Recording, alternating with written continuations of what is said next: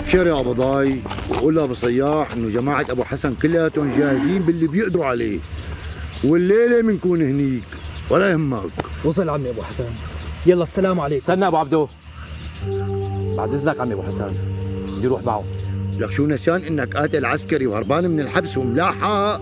معلش عمي، بس لازم اكون هلا جنب ولاد حارتي. لا يا ابو عناد، انا ما فرط فيك بنوب، ارواحكم امانه بين ايدي كلكم، ومغامره هيك على الفاضي ما بدي.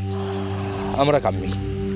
ولا يهمك ابو عناد، نحن منكفي ومنوفي، بعدين يعني انتوا اللي رح تحموا ظهرنا بالليل. لك شو بنا؟ حامي الله ابو عبدو، الحامي الله. يلا السلام عليكم. وعليكم السلام. تفضل عمي تفضل.